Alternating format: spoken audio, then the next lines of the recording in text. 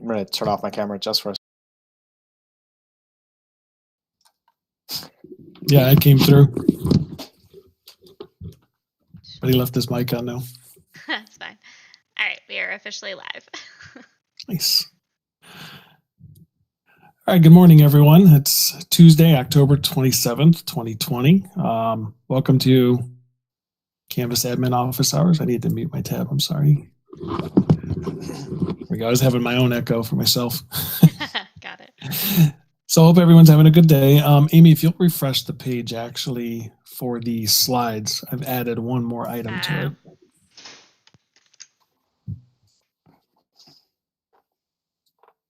We've had a lot of computer fun today as a group. We've all had to do restarts. It's been one of those days. Indeed. And I have lighting issues. This webcam just won't get bright. You and webcam issues have become synonymous with each other as we've worked. I need to invest in a good webcam. That's what it comes down to. I think the problem's Linux Pop, but... Huh? No. Today? All right, so do the right first right thing now. is reminders. Again, these haven't changed from week to week. I about had a heart attack. Amy's struggling over there. First reminder, as always, if you've got a question, make sure you submit a ticket. Make sure you're as detailed as possible. We're seeing a lot where people aren't giving us either the student name or the course URL, and they'll submit a ticket like student cannot access something, and that's been an issue for us. So make sure you're being as detailed as possible. Make sure you give us, student IDs, email addresses of teachers, URLs, all of that kind of stuff. We've added the teacher of record change to Canvas at CMS Learns on the teachers page. We're seeing some of this where students and courses are moving around or sections are moving around. We expect this to be happening a little bit more as we start to transition back. K through 5, I believe, goes back. Is it next week, Jake? Yes. Okay. I knew it was coming up soon. So we expect to see some of this shuffling around. So the teacher of record change stuff is there. Reference that. Be very careful with it. Don't do it without having an idea of what you're doing. We've left the PD support hour form, the IT PD office hours form is remaining open. We had a couple submissions through the week. It helped us get to one of the tickets and support that.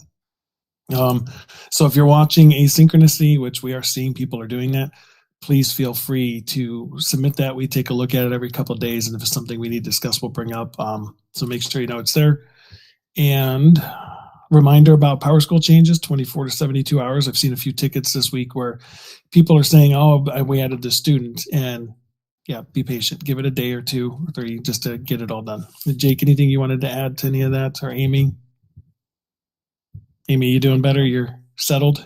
I'm good. I had a momentary heart attack because my husband heard the doorbell go off and he said the roofers were here. So I thought for a moment people were going to start ripping my roof off. Apparently they're just dropping off shingles, but I'm not going to lie. That was like a momentary heart attack. So we're good. Yeah. It's funny how the stresses of working at home are different than those at work, but they're still there. So, yeah. So I'm good now. Yeah. I realized I left my door open and I haven't seen a child yet, but I'm sure I'll be in here soon. Yep. One of them. All right, Amy, if you want to head back to the homepage, I think our first topic is the one we just added. It was not in the... Got it. Sorry. Today. Technical difficulties. Okay. So first thing that we're seeing, we've gotten some tickets about this, and it took us a while of exploration as a group, and we feel in a good place for this. Students are clicking on the modules, especially we're seeing this on the iPads, where the modules won't load. Amy, if you click on that, you're going to see the response that we're responding to tickets with this. And we've had some people experiment. We've talked with Canvas about this.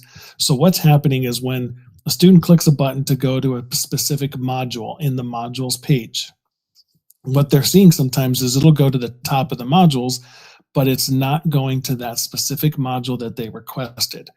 As we've explained, there are 2 processes that happen. There's a synchronous process. When you click, immediately Canvas is trying to display as much as it can. So that way you're not sitting there with a blank page. But then after you get to the modules, if there's a lot of content, a lot of modules in the modules page, it's going to have an asynchronous process that takes a little while longer. And so what we're seeing is on the iPads, it's not ever getting to that module. On a Chrome browser, we tested it out. it'll go to the modules page, it'll spin, spin, spin, and then once that later module loads, it'll then jump to it. So there are a couple of recommendations we're giving. First of all, unpublish those quarter one modules. That's not unpublishing the assignments or the pages. It's just unpublishing those modules. That way it's not loading for the students. All right. Second thing is, instead of linking to the modules page, link to the first item in the module. I actually find this better even when working with my children, is when they come in and we pull in the iPad, when I click the button, I don't have to guess which module or what we click to. I know exactly where we're supposed to be because we're going directly into the module. A lot of times what I've seen is an information page about what you're going to be doing within the module. Jake, is there anything you wanted to add to that? Because I know we've talked about this a lot.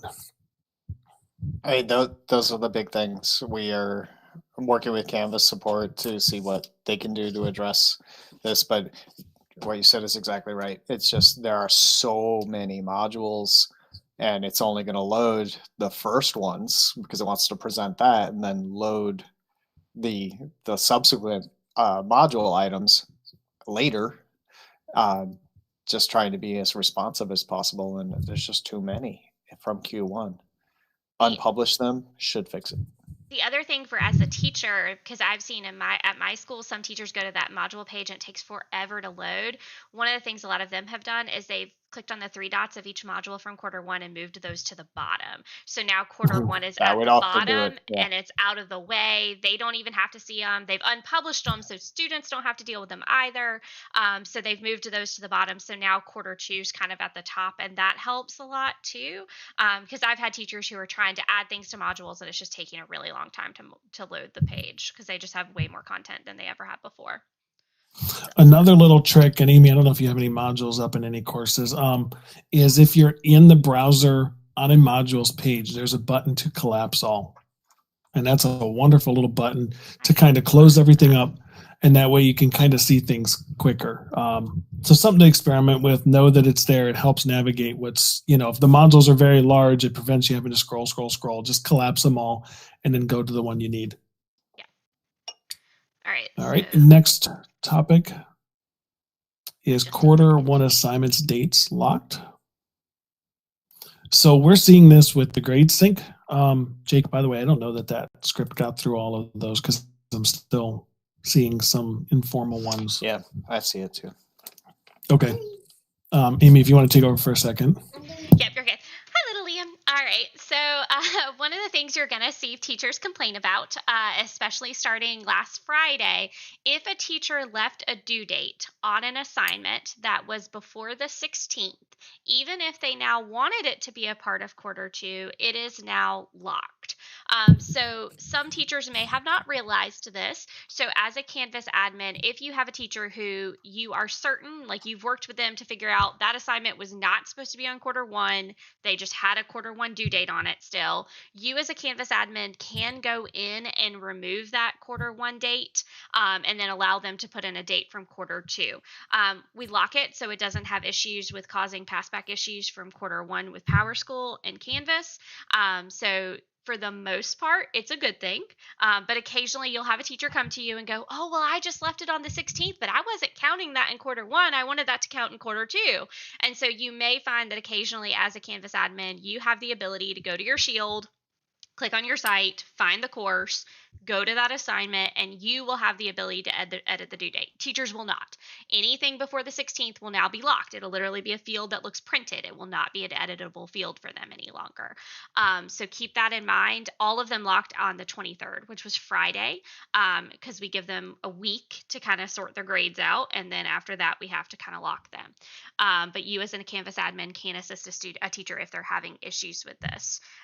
So we've given you some directions here. We've also given you the Canvas guide on how to edit the due date on an assignment if you need a refresher on that.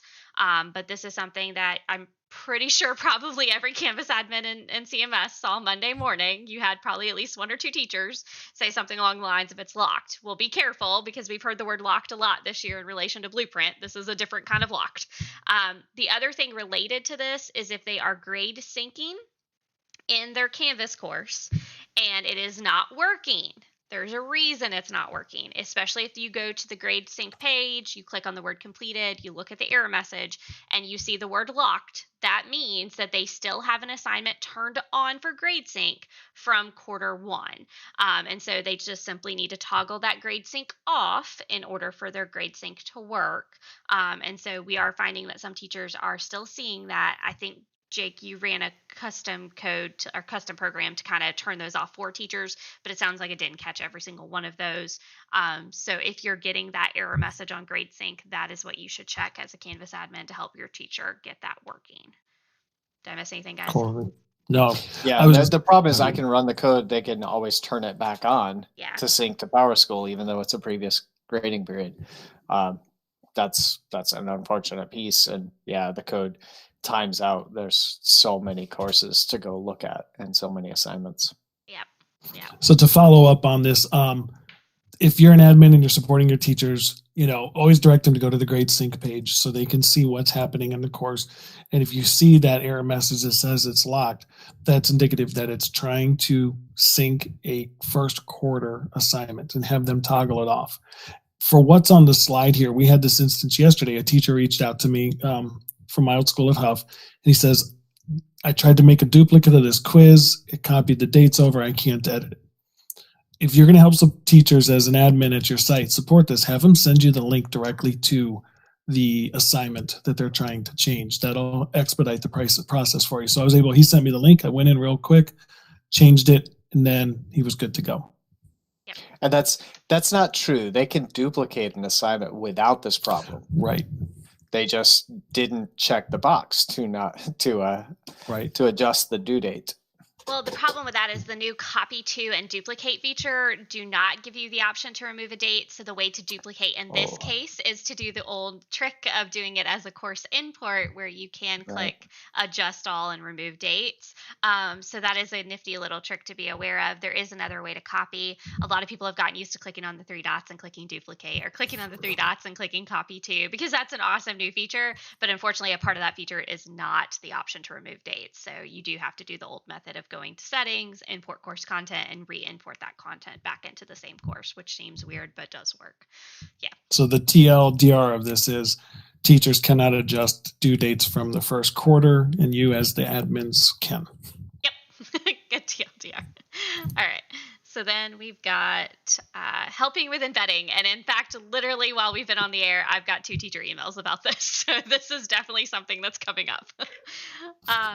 That didn't link. So if you remember in the spring, Canvas changed the rich content editor, or the RCE, to the new version, and they had the little plug, didn't they, for embedding? Well, no. So the behavior teachers had gotten used to is they could click on this little picture button, and on the picture button there would be a window that came up, and one of the tabs was embed. That's right. That tab is gone now, but it's still there. They just don't know that it's there.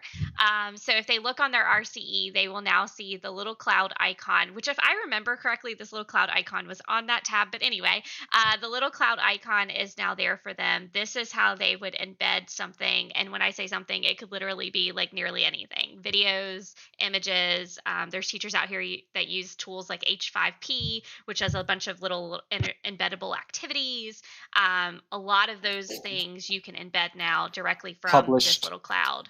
Published Google files. Yes. They all can do that. Yep, exactly. Anything you can get an embed code, you can now do from this area.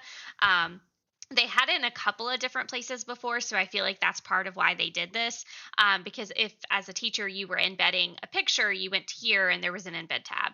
Or if you were doing media, you clicked on this one and there was a tab to embed. Or if you were doing a document, it was the same thing. So the word embed was on each one of those places, and I feel like they've just consolidated it into one local place for the cloud. So if you click on that, it brings up a very simple box. You just paste in the embed code from whatever source you got it from and click submit. So this was a fairly recent change. A lot of teachers are getting thrown for a loop by this one.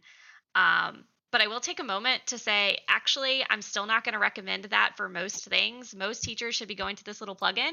And if it's a Google thing or it's YouTube, they should be going to the plug, and they should be going to Google Drive, or they should be going to the YouTube LTI to embed it. Because if they go this direction, that handles a lot of the share settings for them and makes life 1,000 times easier. So honestly, 90% of the time when a teacher comes to me and says, I can't embed something, I'm going to ask them why they're not using the plugin looking icon. This is for other things, in my opinion, that are not already in Google or not already in YouTube. So that's my 2 cents on how that works. All right. Okay. Sorry. Nope, you're good. Next is, oh yeah, this is a fun one. It's helping students get to the new quizzes if they're doing the to-do list or the calendar. Amy, you encountered this because a teacher gave a student a second makeup take of it. Yeah, yes, a makeup. Yeah, for the life of me, I could not figure this out. I actually had a Canvas chat this one, and I was very annoyed, as these 2 guys remember, on Friday morning. So I kept having a couple of different students and this teacher coming to me saying, I see no preview available. I can't take my quiz. I keep seeing no preview available. So as you see in this screenshot, this is what the student was seeing. It was upwards of 10 students. And I've actually heard this from other TFs, and I never clicked what it was. So this is just something I want to explain to Canvas admins out there. If you have a student who's trying to take a new quiz and they are navigating to that new quiz by clicking on the title of the assignment from their to-do list or from their Canvas calendar, it doesn't actually take them to the Take a Quiz page, which is ridiculous.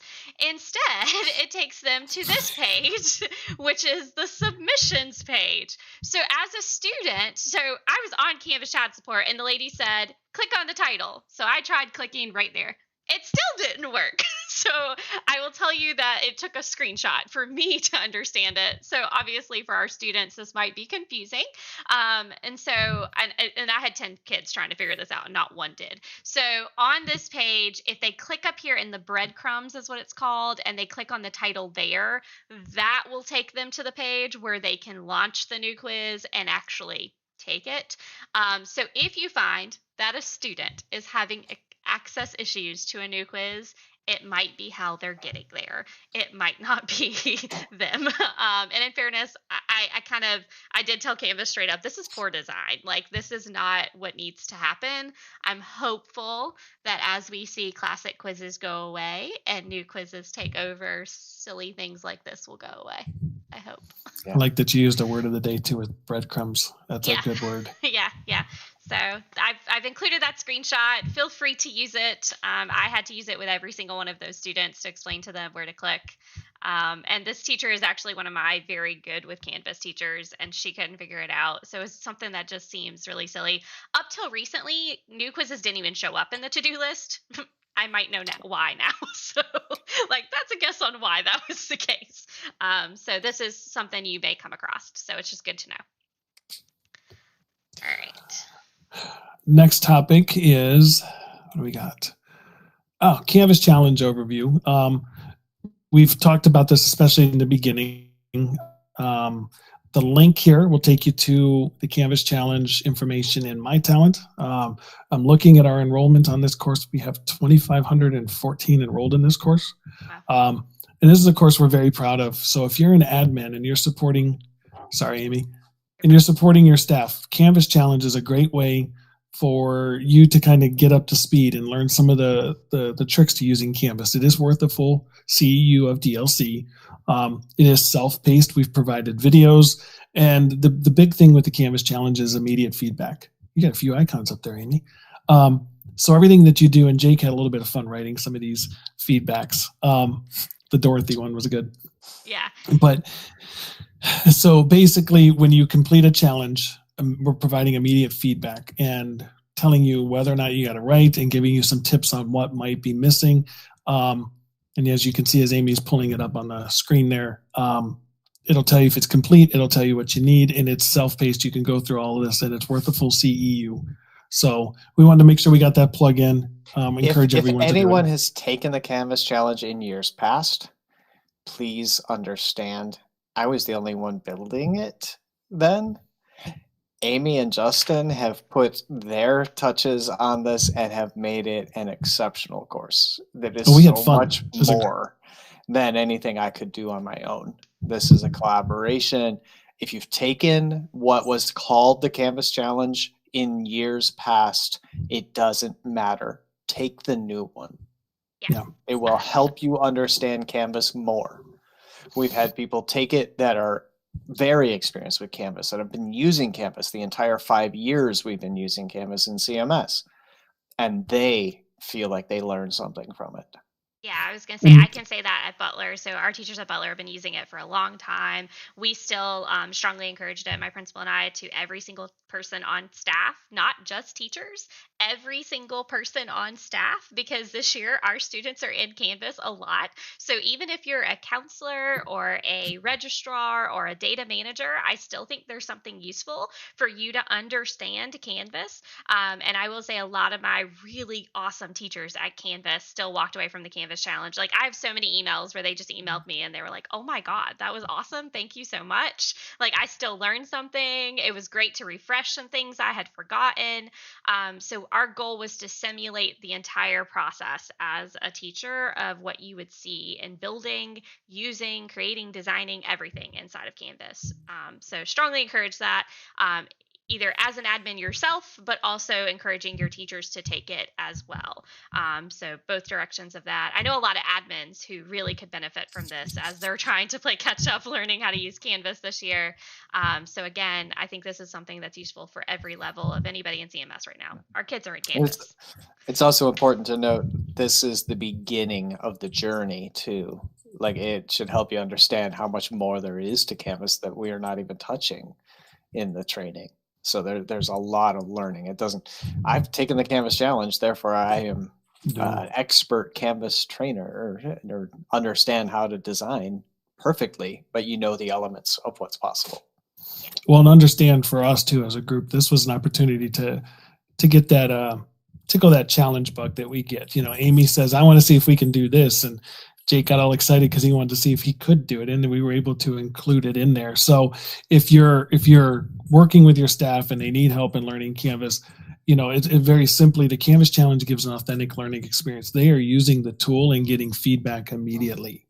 You know, it's, and oh, dog, sorry. I was like, wait a minute. So just know it's something worthwhile.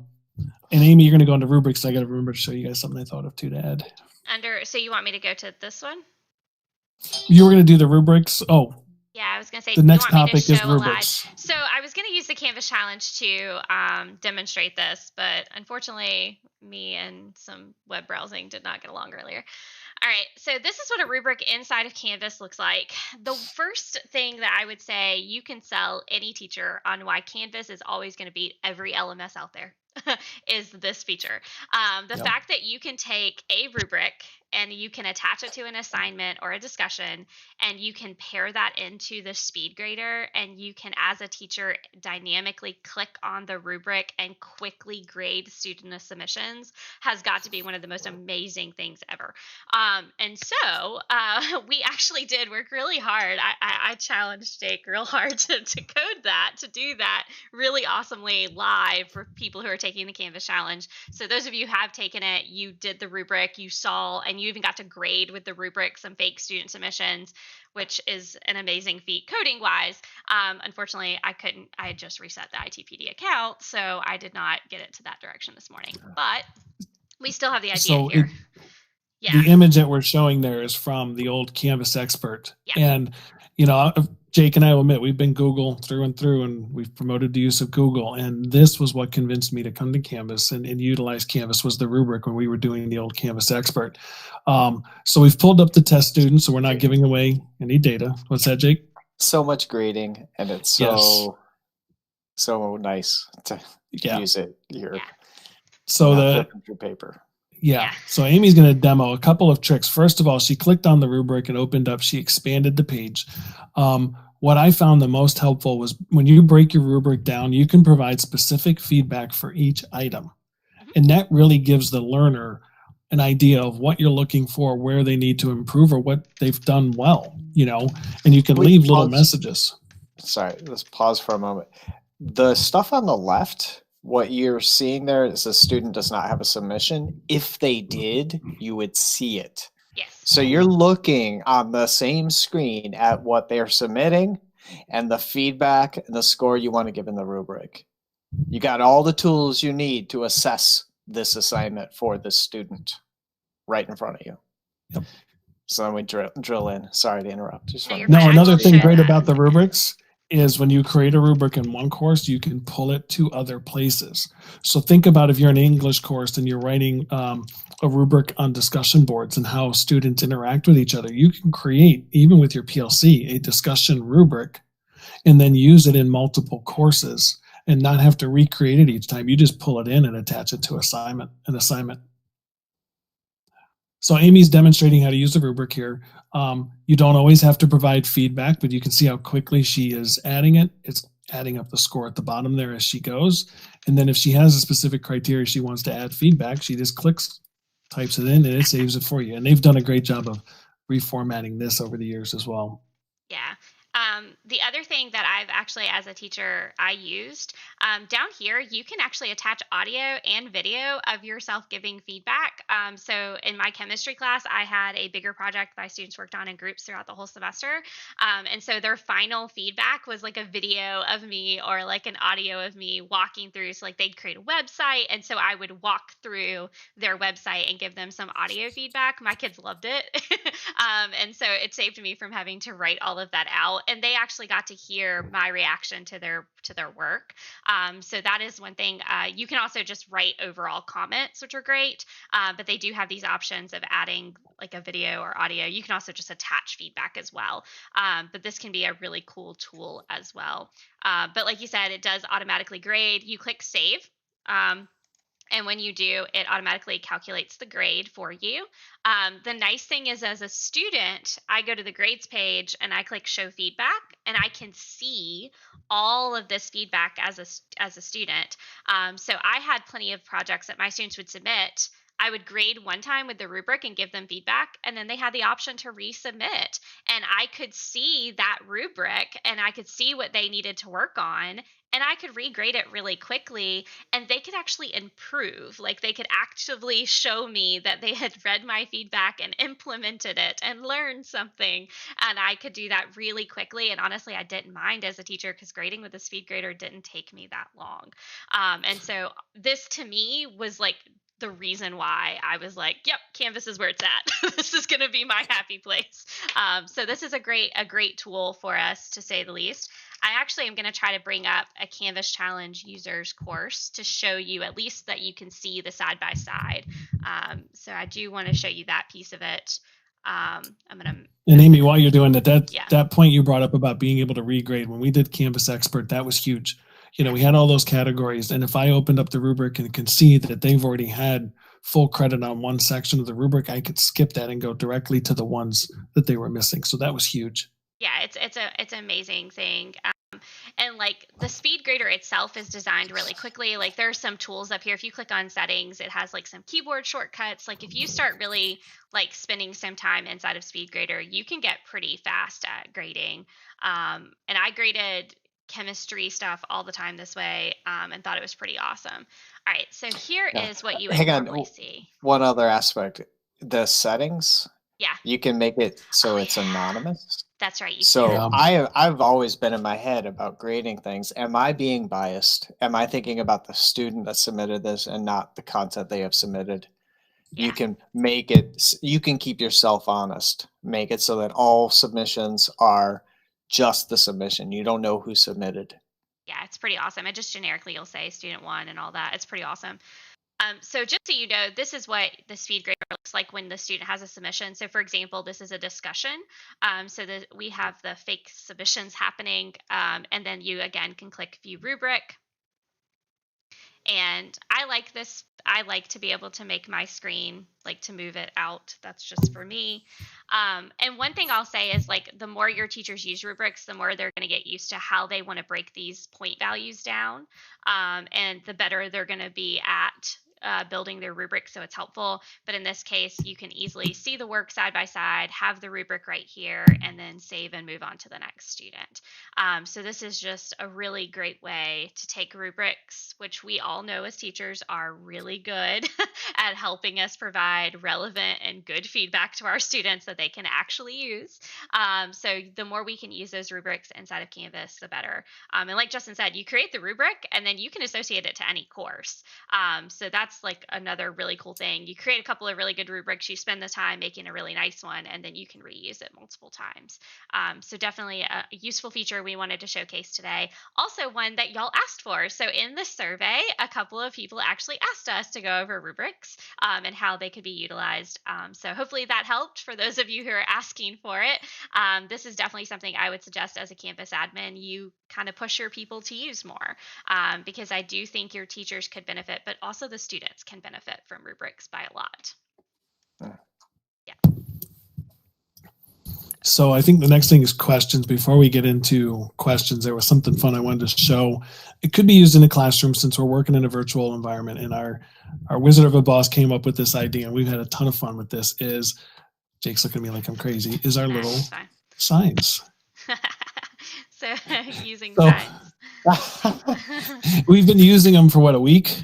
Yeah. At least we can have pictures. Yeah, my little one likes to come in and draw pictures and communicate, but it's a good little way to communicate with people on a virtual call, even if they can't necessarily speak. So, for example, we've got Sagan in the call with us, who was on the help desk, but he'll be working, but he'll throw up a sign every now and then if we ask a question. So like if we we had something, an issue we were discussing, and we said, boy, should we discuss this? And what do we see? All of a sudden, Sagan is working on his call and he throws up a sign for us, and that lets us know, yes, we're on the right tracker. Yeah. So see, there he is. Right on cue. Yeah, good job. He's like that sneaky little ninja, and he appears out of the shadows, does his thing, and goes away. Yeah. So Jake's working on his now, but we've had a lot of fun with it. It's a good little technique as we're in this virtual world that you can communicate in different ways. So think if you got somebody who doesn't necessarily want to speak in the air, or somebody who's coughing, and they can't talk at the moment, a sign like that is a good little way to communicate. Yeah, so definitely trying to think of new techniques to use technology, right? So again, it's a low tech way of doing it. Yeah, if you have any questions, submit them to our j.mp/ITPD office hours, and we're going to go ahead and switch over to those, I think. Yep. There's Jake's. Nope. Oh wait, I gotta. Yeah, he does. He's Let me gotta get remember the right what camera. Camera he's on. Aw, Canvas is great. And the logo, I don't know if you've ever noticed the logo, but those are actually people. They're silhouettes of people in a circle. It's about connecting people, and you can get the most people connected by filling them in a circle. I didn't know that. That's so cool. It's graphic design. It's communicating something that you may not even notice. The subliminal, like the FedEx logo having an arrow pointing to the right. Yep. That kind of stuff. So Canvas did some very thoughtful things, like we've talked about with rubrics and SpeedGrader today. It is so thoughtful for a teacher that's concerned with providing feedback to students. What is the best way to ensure your learners are learning? Give them feedback frequently, consistently. I think the other thing too, with the rubrics, it provided a platform for me to provide more structured feedback and very clear and distinctive on the different elements within an assignment. It goes beyond just a great job. As I'm clicking through the elements of a rubric, I can click and leave my thoughts as I'm going. And I found that was really, really helpful. I also, as a teacher, made sure I created my rubric and made it visible to my students while they did the assignment. So they knew exactly what I expected. And so when they submitted it and I said, hey, you're missing these things, 9 times out of 10, they'd go, yeah, I know. I didn't understand that. And so we'd have a conversation and I'd be like, well, okay, this is what I'm looking for. Go fix it and resubmit it. And so that I think was also awesome, is I can't tell you how many times the rubric helped me have a conversation with a student to help them learn something and help identify what they were struggling with. Because especially 16-year-olds, they don't love asking questions sometimes. But a rubric helps you figure out what it is they need help with. So I really cannot say enough about rubrics inside of Canvas, obviously. Listen, as a parent and helping my children with their assignments, the rubrics help me. I'm like, oh, we got to do this, this, and this. So, Yeah. First question is related. This is why we made a late edition, because we were seeing this. This is from Sandy. So basically, she's got an email from a teacher saying that they're having parents reach out because they cannot access ELA. It began last week. And so, Sandy, we believe this is related to the number of modules within the course and not being able to load everything. If that is the case, have the teachers, because you said that it is a district-wide issue. We believe this is related to the blueprint and the amount of content. Have them unpublish those items, maybe move the items around in the modules and see if that works. If it does not, go ahead and submit a ticket with a specific URL that's giving them issues. And when I say specific URL, we need to know what they are clicking on and what they're trying to get to, because those can be two different things. So the question I've had to ask in tickets is, how are you getting there? Because there's multiple ways to get there. So make sure you give us the URL. But again, look at our presentation sides, see if that helps you resolve the issue first. And let's say, Sandy, the issue you are describing, our prescribed solution does fix it. Yeah. Right?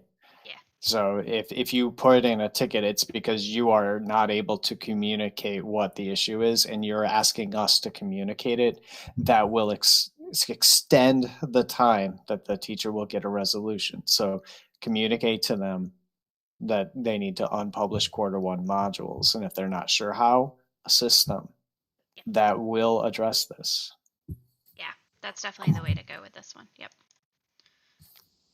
The next question, I'm trying to follow along, was from Barbara. Need help troubleshooting a student at Access used to the Blueprint course, second grade ELA. Barbara, this is an instance where we need more information. Submit a ticket with this. We need URLs, student IDs. We need to know if it's just one teacher, more information. As a reminder, we're not going to use this form for the tickets. The reason we use the tickets is Jake and I both have access to the tickets, and we work on them at various times, and we collaborate, and we have a system in which we go through them. So submit a Sharewell ticket with more information on that one.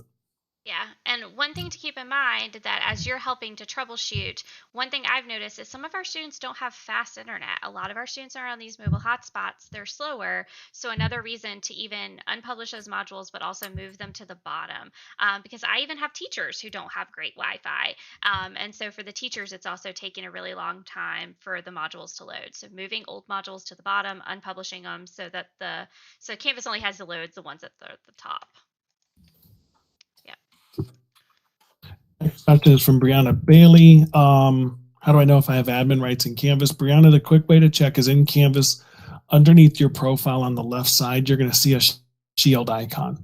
That shield icon will say admin, and that will tell you whether or not you have admin rights. If you are newer in the role, we'll have to check on that. So, Jake, how do you want her to handle that? Because we got to look to see if she's a contact. I looked her up. She does have admin access. Okay, good. For her school. Okay. So if you click on the shield icon, you can look up students that are enrolled in courses mapped to your school, or teachers in courses mapped to your school. You can also look up courses. Courses also have the teacher's last name in them. So you can see the courses that were provisioned from PowerSchool that have that teacher's last name by searching courses there. What you won't see are courses that are created outside of your school's sub-account. And that would be any course that was created with the course creator form. So a teacher just wants to make a course. It doesn't go to Whitewater. It doesn't go to your school directly. It goes to this sub-account that's just all of the courses created by the form. So there are things you won't be able to see, but you have admin access to all of the courses created from PowerSchool and provisioned into Canvas for your school. And I'm trying to get there because I can show you my Butler sub account and what that looks like. So up here in the top left, you'll see I have the admin shield, and then I have my site name.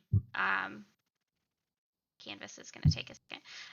So up here, you're going to see Butler High School. So in your case, you'll see Whitewater Middle. So if you click on that, that takes you to your sub account.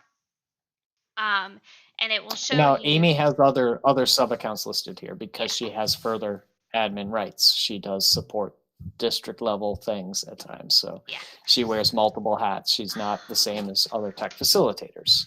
You Yeah. will just be your school. Yep.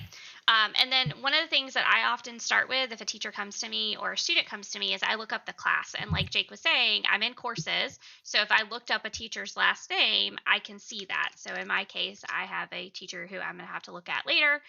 So if I type in her name, which I did, it's just going to take it a hot second. It will then show me all the courses that that teacher has right now. And you want to pay attention to term. Sometimes there are courses in here that are not from this term. Weird things happen. But you're going to see courses by that teacher. Then I can click on that course. I, as an admin, can go into that course. I can take a look at assignments for removing due dates, for example, like we discussed earlier. Or I can even look at grades and submissions, grade sync page, all of that to help assist that teacher. This is also really great right now. I can't tell you how many times my admin has come to me and said, hey, so-and-so is out today. They're sick. Can you help? The sub doesn't have the ability to publish this. Can you publish it? And I'm able to go in through my admin shield and I'm able to go to that course and I'm able to publish this. The other great thing is I've taught my admin how to do this because my admin all have access to Canvas admin as well. So I went through and I've showed them how to add people, like how to add other teachers. For example, if another teacher's covering for another teacher, I've taught them how to publish and unpublish things so they can assist a substitute. So this isn't just you. Typically, if you go to your settings, you're going to be able to see everybody at your school who is a Canvas admin. So it'll show you who all has admin rights. From my understanding, it's APs, principal, facilitators. Anybody with the word I was just going to facilitator talk in it. about that. It's Yeah, I was going to say that's my understanding of it. But you can actually click on the admin tab and see who are admins. If there's a reason to add another person that is supporting teachers, you can do that as a Canvas admin. You don't have to add in a Sharewell ticket to do that. You can add an account admin down here. So you can see everybody who's listed at Butler High School, for example. So this is a place if to you're go getting check out in- if you're new. Yeah. Yeah, and if you're getting into this page, we would totally recommend know the difference between a school admin and a account admin. There is a difference. They have different rights. The account admin is reserved for the principal. Yep. The school admin are for the other roles. So it could be your deans, your AP, your facilitators. The significant difference between the Yes. two is that the account admin, can make announcements. So at Butler, my principal likes to have me have that ability because I help him make these announcements. But if some schools, the principal likes to do it themselves. It all depends. But that is kind of the main difference there, truly. Yep. Jake, it does make me wish we were able to do a Canvas admin PD course. I know we've talked about it, but could we make it? Yes. Do we have time and resources to make that happen? No. So, I know. We're doing the best we can. This hour is 3 of us spending an hour on this, you know. Yeah, a lot. We'll do what we can. Next question is from Brianna Bailey. It's about digital citizenship courses for their grade level. I got this. Yep. So the digital citizenship courses, it's Trish Cloud manages that for the district-wide implementation. So Brianna, I don't know if you have been assigned to manage digital citizenship courses at your school. If so, and you have access to those courses, I believe you have the autonomy to invite other people to the course. You could add the teachers that you want to see that if they are helping you facilitate it.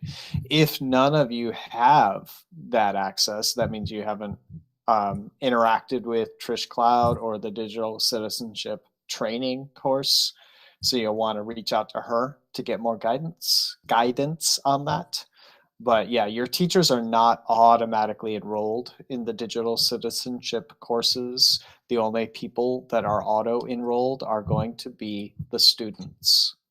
And then someone at the school is identified as the facilitator for the courses, and then they can then add whoever else they want to add. So that's kind of the workflow of that. So if you don't have access to the courses and no one else that you talk to at the school does, then you could reach out to Trish Cloud. And if not, or if you already have it, yeah, you could add them. If they want to help you facilitate the class, add teachers so that they can do that. I hope I got that right, and Trish will let me know if I didn't.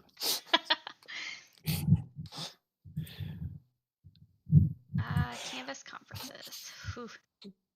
Sorry, I'm working on So, coming so up. yeah, the save feature in conferences may have been disabled.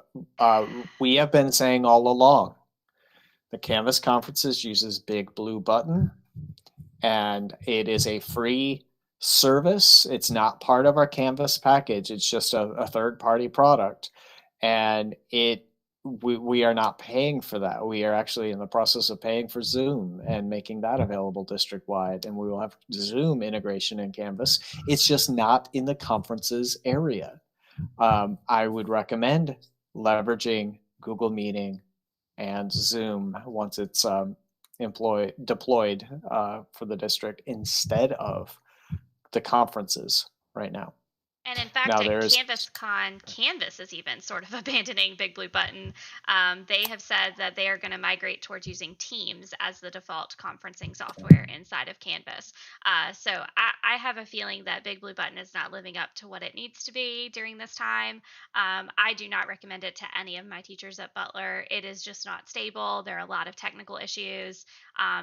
Like you're pointing out, a lot of features appear and then disappear depending on the day, depending on how many people are using it. 10 concurrent sessions for the entirety of CMS is just ridiculous.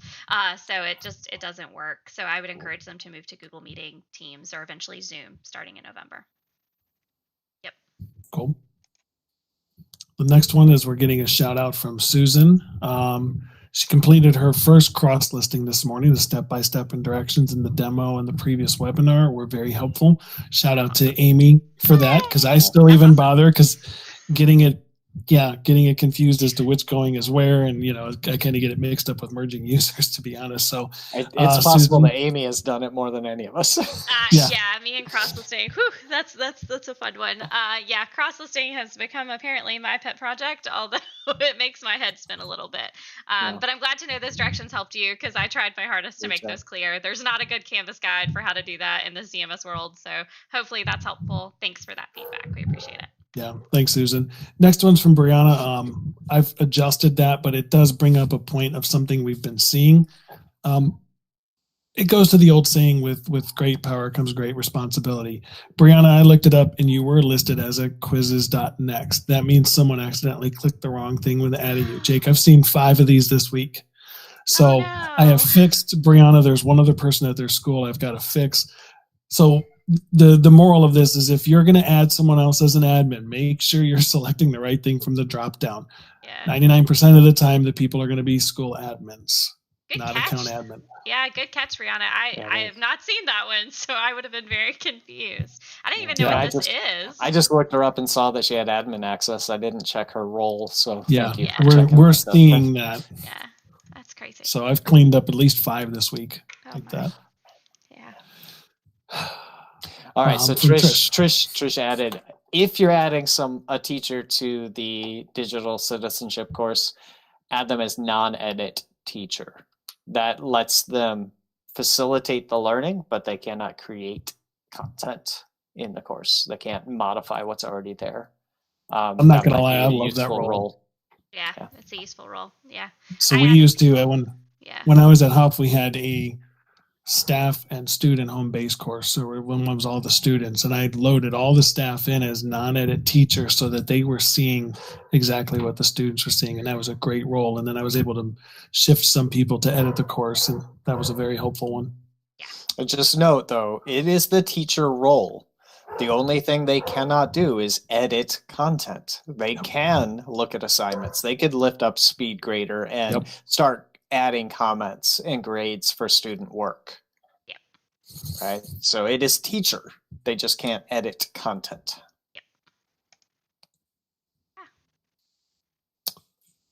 Yep. The next one is from Bridget. It says Canvas quizzes created by district personnel not showing pictures in the math dual language courses.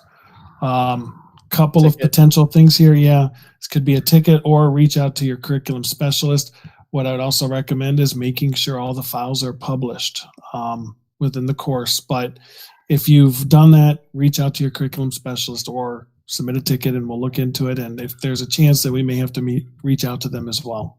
The other thing I'll say just quickly, I see a lot of students daily who have not restarted their device. So if these are Chromebooks, Yes. please make sure students are restarting their device fully and that they've logged into the Zscaler recently. At Butler, I have a lot of students who can't see images and quizzes, but it turns out that their cookies and everything have expired.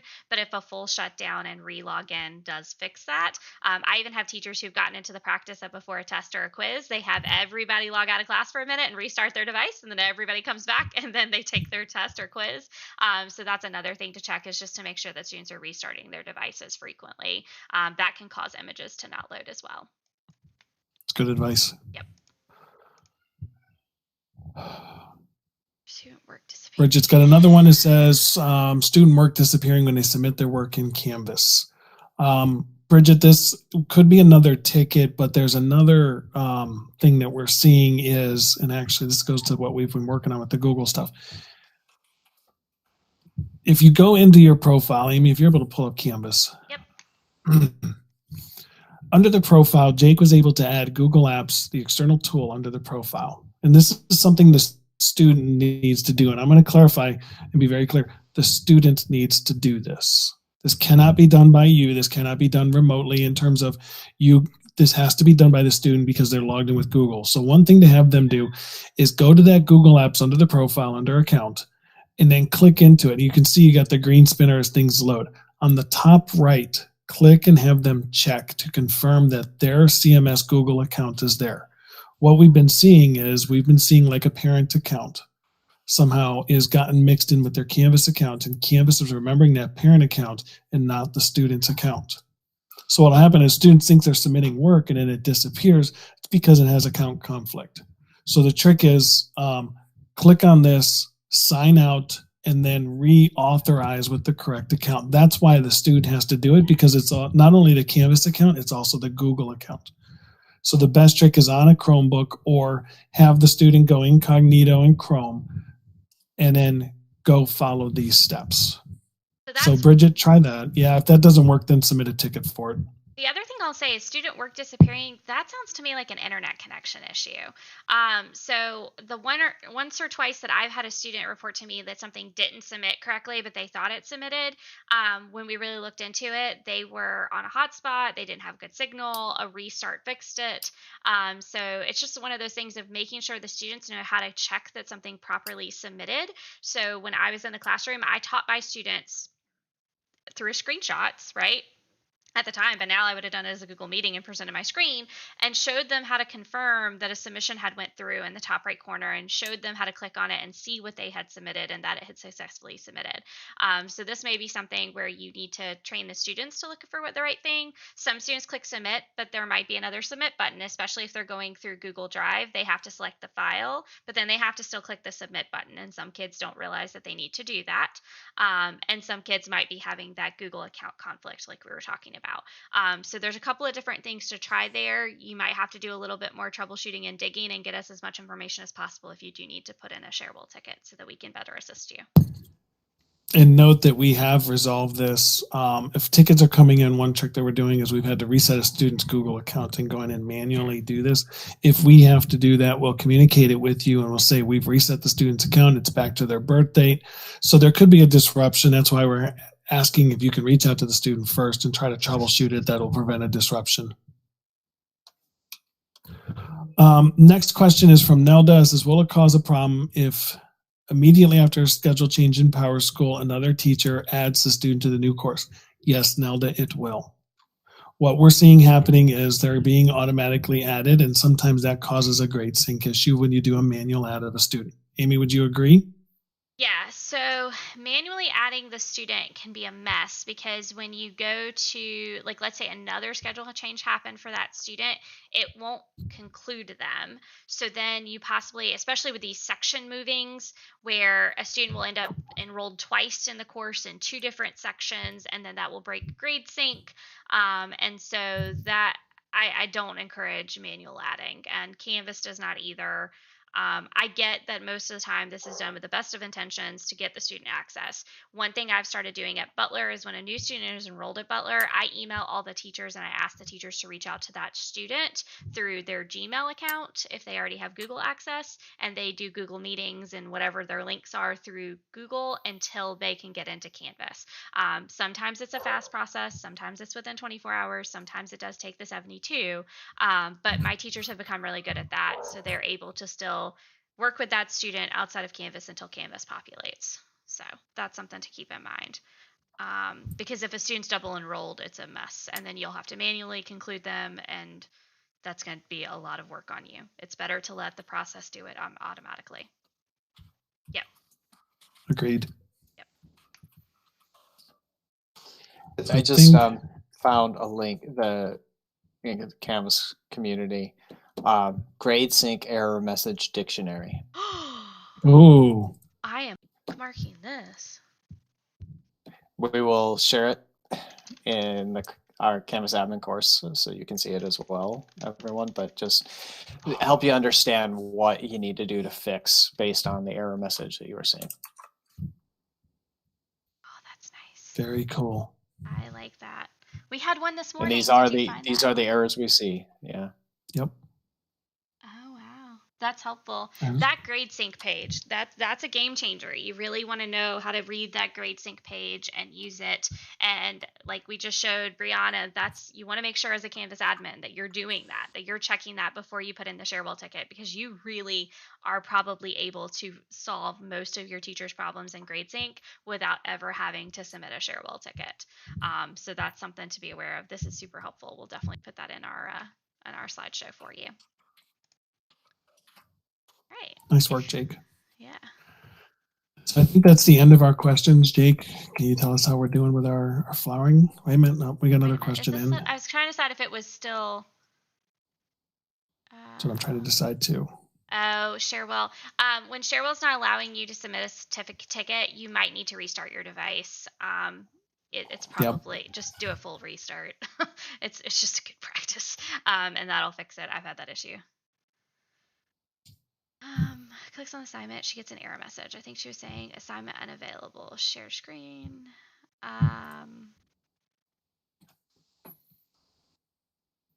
Yeah, don't read the whole thing on screen here. Yep. There's student ID involved. Please, guys, when you fill out a form, do not give us student information in here. This is not where you put in tickets. This is not where specific student information should be. We are live streaming this for the world. We do not, even directory info, we don't want it out here. Yep. Nope. Right? It's not that directory info is a violation, but let's try to keep it generic when you're on these. Yep. Specific in a ticket or an email, but not here.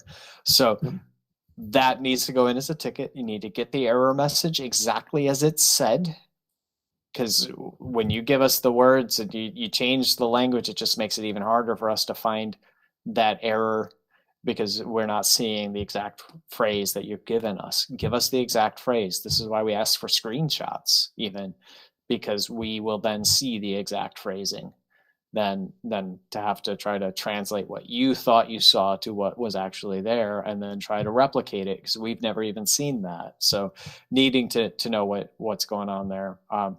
Screenshots, work with the student, figure out what's going on. Take a screenshot of the whole page, the whole screen. I would. There are any number of things. One of them could be that it's in an unpublished module. It's an old assignment that students trying to make up, and the teacher has unpublished the module.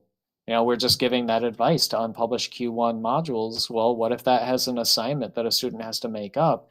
Well, you're going to have to make that item available to that student, and that might mean republishing that module or removing the assignment from that module. The message of why they're not able to see the assignment would say that, though. This assignment is in a module that's not published. Read the words in the error. And if you don't have the words in front of you, get the person who's having the issue to give you those words.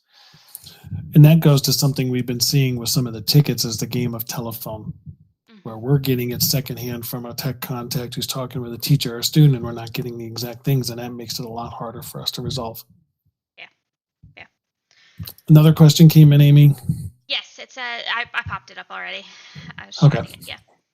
And so this one's about, other than the Canvas challenge, is there another way to get PD for Canvas? I feel like there's so much and you're new. Canvas challenge is a great place to start, but I will also say spending time practicing looking up things in the Canvas guide when you get stuck and reading through them. They're simple, they're one pagers. So that's always going to be my suggestion. That's truly how I learned to use Canvas. So inside the Canvas community, if you click on knowledge and go down to Canvas, I think I'd already clicked, so it's not going to do that. You're going to find the guides. You can look at the guides both for a instructor level and an admin level. Honestly, for the most part, if you're still new to Canvas, the instructor level is probably better to start with. But there are going to be times where you're going to want to look at those admin guides, especially for some of the stuff that we just explained to you. Understand that you are an admin of a sub account. So when reading some of these, if it talks about the root level, you can't do it. But if it's a sub account permission, then it is something you should be able to do. So looking at these two, for example, I have teachers that have bookmarked this specific page for the Canvas guides. And this page actually, in a second when it loads, will give you a list of every Canvas guide by topic. So let's say you're having trouble with a discussion. If you click on discussion, it'll take you to all of the Canvas guides directly linked on discussions. And so this is a very helpful page. Sometimes, so for example, I wanted to learn all I could about new quizzes. That's what I did. I went to this page. I literally clicked on new quizzes and I sat there for a obnoxious amount of time and clicked through every single guide on new quizzes and I just read them. And then I had this open on one screen and on the other screen I had a new quiz up and I just played. I built a couple of new quizzes. I changed some different settings. I did a couple of different things. I assigned it to a colleague who I made a student in that sandbox and I was like, all right, take my new quiz so I can see what it looks like in the speed grader. So the best way to learn Canvas is to dive in and do it because that's how they've designed it. They want you to play. They want you to learn how to do it in that way. So these guides are the best way, in my opinion, you're going to learn it. I could sit here and talk at you for hours. You're not going to remember it. But if you sit there and you actually go through the guides and you do it, you're more likely to remember it. And that's the entire concept behind the Canvas Challenge and why we designed it the way we did, is we firmly believe if you do it, you will be able to learn it. If we talk at you, you're not going to be able to do it later. You might get the check mark and we might say, yep, I know what an assignment is. But in a week, when you need to create one on your own, you might struggle. So we're trying to simulate that for you as much as possible. Anything to add to All right, that, guys? well, no, I agree. Yeah. That's a great way. So yeah, there are lots of ways to learn. Amy learns by reading the manual. And guys, if you're an admin, if you have a technology hat at your school, you need to learn by reading the manual as well. If you're worried about your staff learning how, there are other training opportunities in our district, in My Talent, but there's also, Amy, if you click on, go to a Canvas page, doesn't matter which one, click on the help icon when you get there. Inside of a Canvas page, any Canvas page, when you go to the help, there is a training portal. Oh yeah, that's right. I forgot about that. It's been here the whole time, guys. Yep. You're not sure about what to do with Canvas. Here it is. It's been here, right? There are plenty of ways to learn Canvas. You probably will not get a human being sitting in a chair next to you telling you how to use Canvas. You will have to proactively work at it, but we are giving you those resources. There are videos, there are training manuals, there are professional development that actually has you doing in order to demonstrate that you know it and getting that feedback that you know. So there's lots of ways to learn. It's all here. You just have to take the time. It will take time. That's the reality. We can't poof, now you know Canvas. It's going to take you time. You will have to catch up. It will be part of the process. To be effective at your job, you need to know Canvas well. And there are many ways to do that. It's a matter of proactively learning. Oh Oh, they've got some new ones in here too. So I had actually clicked through a couple of these. This preparing to launch is a great one if you're brand new to Canvas. Like before you even want to take our Canvas challenge, if you just want like a quick overview of what is Canvas, that's a good one. But it does look like they've even added to this, and these are trainings curated by Canvas. So these are ones that they themselves have designed. So these are here as well for you. But I really love that they have new ones with Canvas and Google. I might have to go check those out actually. Oh, they have a new quizzes one. Okay, sorry. So those are there for you as well. I didn't realize that was still there. I guess I forgot about it as well. That help menu, you got to check that help menu out as frequently as possible. Yeah. That's how. We're at 11:04. Yep. Same as always. You got a question? Jake, are you going to show us your flowering cactus? Well, the flower is not quite done yet. Oh, no. You can see what we got going on here. Let's see if I get the lighting right. So you can see it's kind of yellow. Oh, there's a green to it. And I think there's some red coming out of it too. Nice. What we're looking at is right here. That's it. And we're going to I get know a flower. this camera's not great, but I mean, I'm tempted to just, I want to start my bonsai rooting for this one. I said it'll take a long time. I'm tempted to take this one, this flowering. Based on how long that flower is taking, yeah, it's going to take a while. I mean, this is a week's difference in growth, and that was usually you see a flower bud, you're expecting a full flower in a day or two. Yeah. Not with jades. Jades are slow. That's awesome. Well, everyone have a good week. Thanks for all you're doing. Stay safe, and we'll talk to you next week. Next week. Yes.